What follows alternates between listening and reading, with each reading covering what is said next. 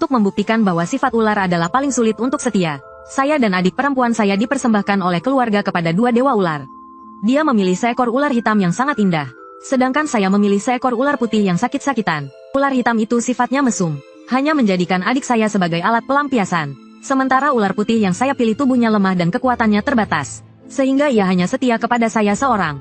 Kemudian, dengan mengandalkan kebajikan, ia berhasil naik ke dunia dewa dan menjadi dewa sejati. Setelah menjadi dewa, semua ular tetap memperlakukan saya seperti sebelumnya, lembut, penuh perhatian, dan setia. Namun, adik saya menjadi sangat iri.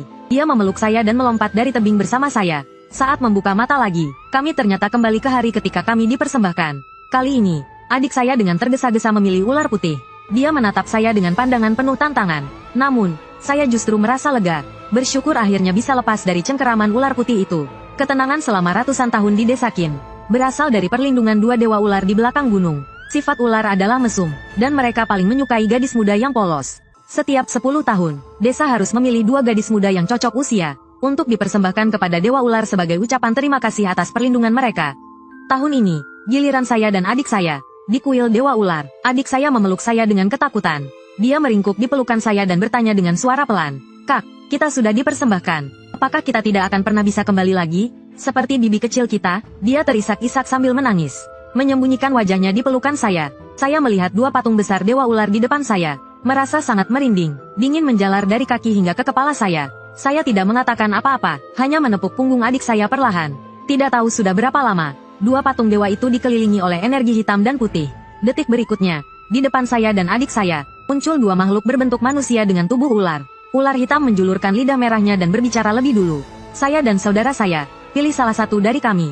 Saya dan adik saya saling bertukar pandang, dan saya melihat rasa kagum seorang gadis di matanya. "Kak, aku suka yang hitam." Dia memohon kepada saya, sambil menggoyangkan tangan saya dengan penuh rasa manja. Rasa takutnya yang tadi lenyap sepenuhnya. Dengan enggan, saya memilih ular yang pucat itu. Dia terlihat lemah dan sakit-sakitan. Terlihat lebih lembut dibandingkan pesona kuat dan gagah si ular hitam. Kami mengikuti mereka kembali ke gunung belakang. Apa yang kami lihat membuat kami terkejut. Banyak sekali ular kecil berwarna hitam dan putih, terbagi menjadi dua kelompok, merayap di jalan di bawah kaki kami. Ular hitam berkata, "Ini adalah upacara penyambutan suku ular kami. Setiap nyonya harus melalui ini." Setelah berkata begitu, ular-ular kecil itu bergerak lincah menuju adik saya. Adik saya ketakutan dan mundur ke belakang. Tetapi ular hitam menahan punggungnya. Adik saya menatap ular-ular kecil itu dengan takut, melihat mereka berebut merayap ke tubuhnya. Seperti yang semua orang tahu, ular suka masuk ke dalam lubang. Melihat ekspresi adik saya berubah dari takut menjadi menikmati, hati saya mendadak menjadi dingin. Ular hitam dengan senang hati memeluk adik saya yang lemas, memujinya.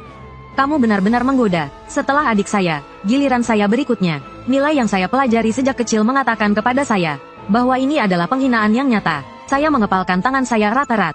Ular putih perlahan mendekati saya. Dia dengan lembut menggenggam tangan saya, kemudian menjulurkan lidahnya ke arah ular-ular putih.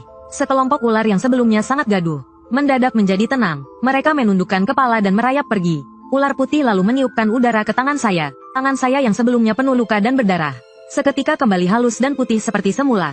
Dia menatap ular hitam dan berkata, "Kakak, kamu bercanda lagi. Metodemu menguji gairah para nyonya. Kenapa malah jadi upacara penyambutan kami?" Ular hitam tidak menjawab, hanya tertawa kasar.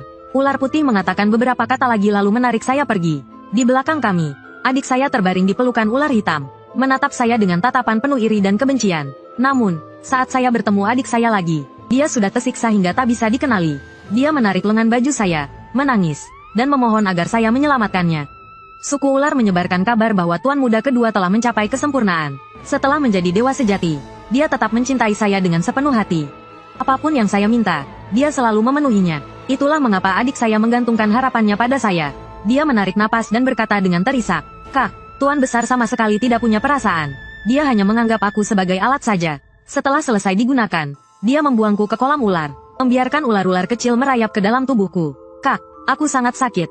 Kak, tolong selamatkan aku, ya." Saya menatap adik saya dengan rasa kasihan, meletakkan tangan saya di atas kepalanya yang pucat. Jika saya menolaknya sekarang, saya khawatir akan memadamkan sisa semangat hidupnya. Saya mengangguk dan menjawab, "Kakak pasti akan menemukan cara untuk menyelamatkanmu." Setelah saya merencanakan semuanya dengan hati-hati, saya berhasil membunuh Tuan Besar. Saat adik saya mendapatkan kebebasannya, dia tiba-tiba menyerbu ke arah saya, memeluk saya dan melompat dari tebing bersama saya. Angin bertiup kencang, dan dia berteriak di telinga saya, "Kenapa kamu yang menikmati kebahagiaan? Aku ingin kamu mati bersamaku. Adik saya buru-buru memilih ular putih. Dia menatap saya dengan pandangan penuh tantangan. Saya menghela napas lega, bersyukur akhirnya lepas dari cengkeraman ular putih itu. Di kehidupan sebelumnya, adik saya hanya melihat sisi indah saya, tanpa mengetahui luka berdarah di baliknya. Saya tetap mempertahankan ekspresi tenang, berpura-pura tidak tahu apa-apa. Dengan tenang, saya memilih ular hitam. Adik saya menatap saya dengan pandangan puas, bersandar nyaman pada tubuh licin ular putih. Seperti di kehidupan sebelumnya, kami mengikuti mereka ke gunung belakang. Jalan dipenuhi ular-ular kecil. Mereka semua menjulurkan lidah, mengamati saya dan adik saya. Ular hitam berkata, "Ini adalah upacara penyambutan suku ular kami. Setiap nyonya harus mengalaminya." Dari sudut mata, saya memperhatikan adik saya. Dia tersenyum puas, bersandar pada ular putih, seolah mengatakan, "Rasa sakitku di kehidupan sebelumnya, di kehidupan ini akan ditanggung oleh kakakku." Saya tersenyum dingin. Di kehidupan sebelumnya, demi menyelamatkannya, saya bahkan berhasil merencanakan pembunuhan ular hitam. Saya sudah memahami cara pikirnya dengan baik. Jika dia ingin melihat saya menderita, itu tidak akan terjadi. Saya mengulurkan tangan, menyentuh tubuh ular hitam itu. Tubuhnya licin tanpa bau amis seperti yang saya bayangkan. Sebaliknya, ada aroma harum cendana yang lembut. Tubuh ular hitam itu bergetar ketika saya menyentuhnya. Saya tahu saya menyentuh titik yang tepat. Ular-ular kecil ini memiliki kulit yang mengilap, seolah-olah bisa bersinar. Mereka terlihat sangat indah. Saya sengaja memuji ular-ular kecil itu di depannya. Seperti yang saya duga, wajahnya menunjukkan rasa memiliki. Dia mengulurkan lengan panjangnya dan membawa saya pergi, meninggalkan adik saya yang terkejut. Sebelum pergi, saya melihat ular putih tersenyum licik. Saya langsung mengalihkan pandangan, takut bertatapan dengannya. Ketakutan yang saya alami di kehidupan sebelumnya kembali muncul di pikiran saya. Sedangkan adik saya sedang menikmati kebahagiaan menjadi istri dewa sejati.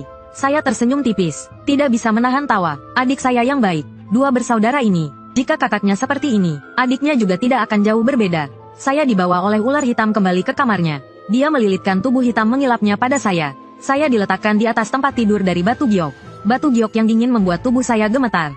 Pupil matanya berubah menjadi panjang. Itu tanda bahwa nafsunya sedang memuncak. Dia menatap saya sambil menjulurkan lidahnya. Napasnya yang lembab menyentuh wajah saya. Terasa gatal. "Kamu tidak takut padaku?" Dia mengibaskan ekornya yang hitam mengilap. Lembut menyentuh wajah saya. Saya menyentuh sisik hitam mengilapnya, berkata dengan tulus sambil berkedip, "Mengapa harus takut? Dewa Ular telah melindungi desa kami selama 100 tahun. Melayani Tuan adalah kewajiban saya." Begitu saya selesai bicara, dia tidak lagi menahan keinginannya. Dia langsung menerkam saya. Dalam waktu singkat, saya akhirnya bisa bernapas lega. Sebenarnya, meskipun ular dikenal mesum dan sulit setia, dari dua dewa ular, Tuan Besar adalah yang paling setia dalam hal cinta. Meskipun dikatakan dia kejam dan suka menyiksa istrinya, sebenarnya itu hanya untuk menutupi rasa rendah diri yang mendalam di hatinya. Meskipun tubuhnya kuat dan tampan, setiap gadis yang dikirim ke gunung selalu takut pada tubuh ularnya. Saat perasaan mereka paling dalam, mereka akan kembali ke bentuk asli mereka. Banyak gadis yang langsung meninggal karena ketakutan. Itulah mengapa dia membiarkan ular kecil merayap ke tubuh nyonya, untuk menguji kemampuan bertahan nyonya. Awalnya adik saya sudah menarik perhatian Tuan Besar, tapi di ranjang, adik saya membuat permintaan yang sangat bodoh. Dia memintanya untuk berubah menjadi manusia dan berhubungan dengannya. Kata-kata itu seperti pemicu. Hanya dengan menyiksa dia, ular hitam baru merasa senang.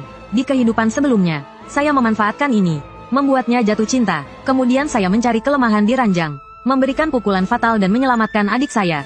Yang lucu adalah, adik saya yang saya selamatkan dengan mempertaruhkan nyawa, justru ingin mati bersama saya. Untuk memberinya harapan hidup, saya menyembunyikan kenyataan tentang penderitaannya. Namun, itu berubah menjadi kecemburuannya terhadap saya, dan motifnya untuk mati bersamaku. Sekarang saya lihat, dia dan ular putih sangat cocok. Satu jahat dan tanpa belas kasihan, satu lagi seorang maniak. Sungguh pasangan yang tak terpisahkan. Pergi. Setelah kami selesai, ular hitam berkata untuk mengusir saya. Saya senang dan setuju, meskipun mereka bukan ular yang baik. Dibandingkan dengan ular putih, ular hitam jauh lebih mudah ditangani. Selama saya tidak menyentuh sisik terbaliknya, dia tidak akan berubah menjadi maniak seperti yang terjadi pada adik saya. Suku ular sangat sederhana. Tuan Besar dan Tuan Muda kedua setara sebagai dewa, memimpin seluruh ular hitam. Ular putih lemah dan selalu terancam akan ditelan ular hitam. Namun, ular hitam selalu bertindak jujur dan tidak pernah berniat menelan. Sedangkan ular putih, meskipun tampak lemah dan lembut, sebenarnya menyimpan niat buruk. Dia selalu ingin menghancurkan ular hitam. Namun, kekuatannya tidak mencukupi. Setelah saya membantunya menjadi dewa sejati, dan bukan hanya sekedar penghormatan dari penduduk desa, dia akhirnya menyerah pada niat tersebut. Kini keadaan berubah. Dia tidak lagi memiliki kesempatan untuk menjadi dewa. Dia hanya fokus merencanakan untuk menghilangkan ular hitam. Namun, kali ini, takdir saya dan ular hitam terikat bersama. Saya tidak bisa membiarkannya bertindak semena-mena. Ini bisa dianggap sebagai balasan atas penderitaan yang dia berikan pada saya di kehidupan sebelumnya. Keesokan harinya, adik saya entah bagaimana, berhasil datang ke kamarnya untuk menemui saya. Menurut kebiasaan suku ular, kecuali dalam keadaan mendesak, istri dari kedua tuan muda tidak diperbolehkan bertemu. Kak, bagaimana tuan besar memperlakukanmu? Adik saya menatap saya dengan ekspresi khawatir. Dia mengernyitkan alisnya. Baik-baik saja. Kemarin tuan besar bahkan masih belum puas. Dia tertawa canggung beberapa kali. Kalau begitu, kakak benar-benar beruntung. Tapi saya dengar, tuan besar punya kebiasaan khusus. Adik saya mendekat dan berkata pelan. Tuan muda kedua sangat perhatian padaku. Selalu mendengarkan dan menuruti perintah. Jika kakak disakiti oleh tuan besar, pasti beritahu saya akan membantu. Mengapa kamu begitu yakin tuan besar tidak baik padaku? Dia terdiam sejenak. Lalu, wajahnya berubah menjadi penuh kebencian. Kak, kita sudah terlahir kembali. Jangan berpura-pura. Tuan besar itu seorang maniak. Kali ini, nikmati saja dia menyiksamu. Sementara aku akan dimanjakan oleh tuan muda kedua. Kelak dia akan menjadi dewa sejati. Dan aku akan menjadi istri dewa sejati. Setelah berkata begitu, dia berbalik hendak pergi. Di dalam hati, dia merencanakan bagaimana menangani tuan muda kedua. Saat dia berpikir, tuan besar muncul di pintu kamarnya. Rambutnya yang tergerai menjuntai di sisik hitam yang mengilap.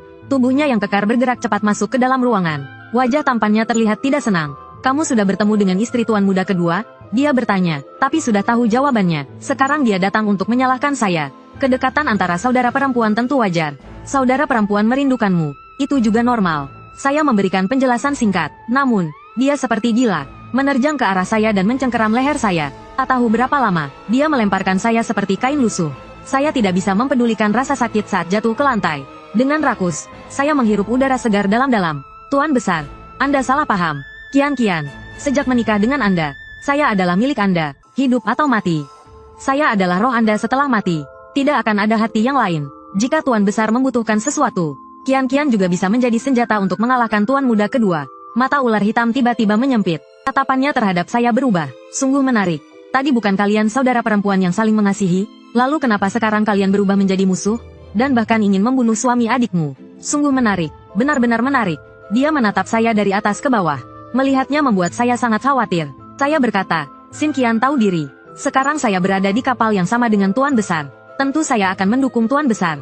Mata ular hitam menyempit berbahaya.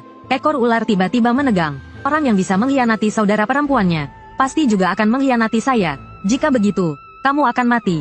Saya merasa seluruh tubuh saya hampir dihancurkan. Tuan besar benar-benar tidak tahu bahwa tuan muda kedua ingin membunuh Anda. Suara saya tiba-tiba meningkat. Mata saya menatapnya dengan tajam. Detik berikutnya, saya merasa ikatan pada tubuh saya sedikit longgar.